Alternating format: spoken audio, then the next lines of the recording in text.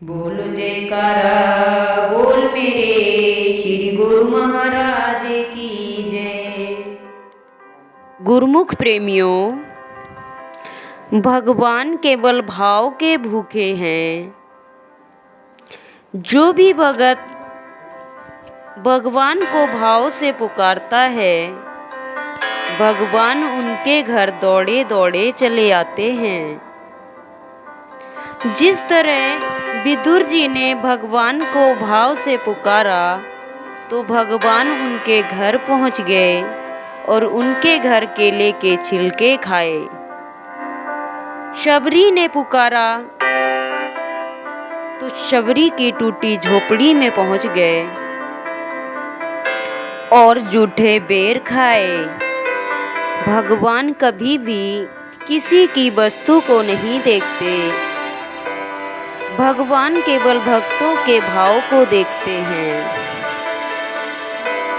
एक कथा है, एक बार की बात है, एक पंडित जी रामायण कथा सुना रहे थे। लोग आते और आनंद विभोर होकर जाते थे। पंडित जी का नियम था, रोज कथा शुरू करने से पहले आइए हनुमत जी विराजिए कहकर हनुमान जी का आवाहन करते थे। फिर 1 घंटा प्रवचन करते थे। एक वकील साहब हर रोज कथा सुनने आते। वकील साहब के भक्ति भाव पर एक दिन तर्कशीलता हावी हो गई। उन्हें लगा कि महाराज रोज आइए हनुमत जी विराजिए कहते हैं, तो क्या हनुमान जी सचमुच आते होंगे। अतः वकील साहब ने पंडित जी से पूछ ही डाला, महाराज जी, आप रामायण की कथा बहुत अच्छी सुनाते हैं, हमें बड़ा आनंद आता है, परंतु आप जो गद्दी प्रतिदिन हनुमान जी को देते हैं, उस पर क्या हनुमान जी सचमुच विराजते हैं। पंडित जी ने कहा, हाँ, यह मेरा व्यक्तिगत विश्वास है कि राम कथा हो रही हो तो हनुमान जी अवश्य पधारते हैं। वकील साहब ने कहा, महाराज ऐसे बात नहीं बनेगी। हनुमान जी यहाँ आते हैं तो इसका सबूत दीजिए। आपको साबित करके दिखाना चाहिए कि हनुमान जी आपकी कथा सुनने आते हैं या नहीं। महाराज जी ने बहुत समझाया और कहा, आस्था को किसी सबूत की कसौटी पर नहीं कसना चाहिए। यह तो भक्त और भगवान के बीच का प्रेम रस है, व्यक्तिगत श्रद्धा का विषय है। आप कहो तो मैं प्रवचन करना बंद कर दूं या आप कथा में आना छोड़ दो। लेकिन वकील नहीं माना। वो कहता ही रहा कि आप कई दिनों से दावा करते आ रहे हैं, यह बात और स्थानों पर भी कहते होंगे, इसलिए महाराज आपको तो साबित करना होगा कि हनुमान जी कथा सुनने आते हैं। इस तरह दोनों के बीच वाद विवाद होता रहा। मौखिक संघर्ष बढ़ता चला गया। हार कर पंडित जी महाराज ने कहा, हनुमान जी हैं या नहीं, उसका सबूत कल दिलाऊंगा। कल कथा शुरू हो तब प्रयोग करूंगा।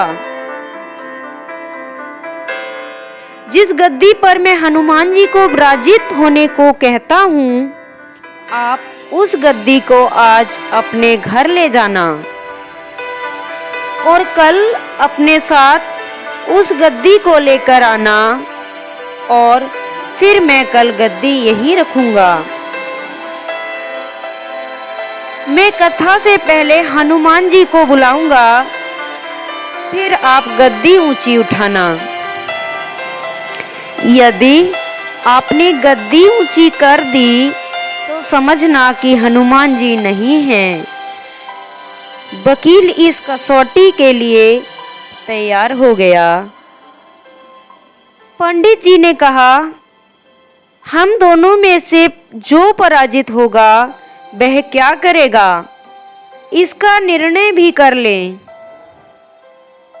यह तो सत्य की परीक्षा है।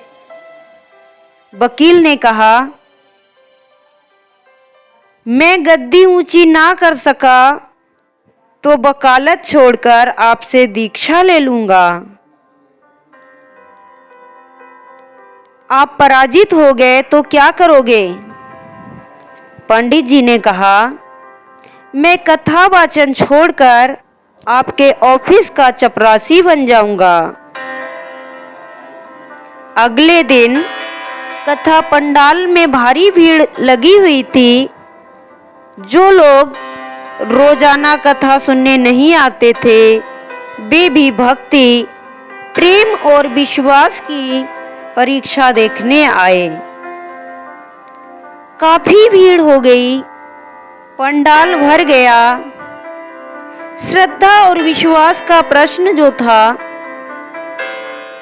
पंडित जी महाराज और वकील साहब कथा पंडाल में पधारे। गद्दी रखी गई।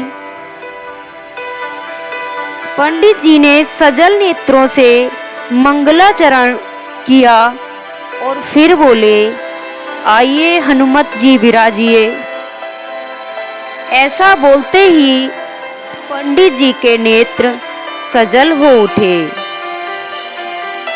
मन ही मन पंडित जी बोले, प्रभु, आज मेरा प्रश्न नहीं बल्कि रघुकुल रीति की परंपरा का सवाल है। मैं तो एक साधारण जन हूँ। मेरी भक्ति और आस्था की लाज रखना। फिर वकील साहब को निमंत्रण दिया गया, आइए गद्दी ऊंची कीजिए। लोगों की आंखें जम गईं। वकील साहब खड़े हुए। उन्होंने गद्दी उठाने के लिए हाथ बढ़ाया पर गद्दी को स्पर्श भी ना कर सके। जो भी कारण रहा, उन्होंने 3 बार हाथ बढ़ाया किंतु तीनों बार असफल रहे। पंडित जी देख रहे थे, गद्दी को पकड़ना तो दूर, वकील साहब गद्दी को छू भी ना सके। तीनों बार वकील साहब पसीने से तरबतर हो गए। अब वकील साहब पंडित जी महाराज के चरणों में गिर पड़े और बोले, महाराज, गद्दी उठाना तो दूर, मुझे नहीं मालूम कि क्यों मेरा हाथ भी गद्दी तक नहीं पहुंच पा रहा है। अतः मैं अपनी हार स्वीकार करता हूँ। कहते हैं कि श्रद्धा और भक्ति के साथ की गई आराधना में बहुत शक्ति होती है। कहा भी गया है, मानो तो देव नहीं तो पत्थर। प्रभु की मूर्ति तो पाषाण की ही होती है, लेकिन भक्त के भाव से उसमें प्राण प्रतिष्ठा होती है तो प्रभु विराजते हैं। बोलो जयकारा बोल मेरे श्री गुरु महाराज की जय।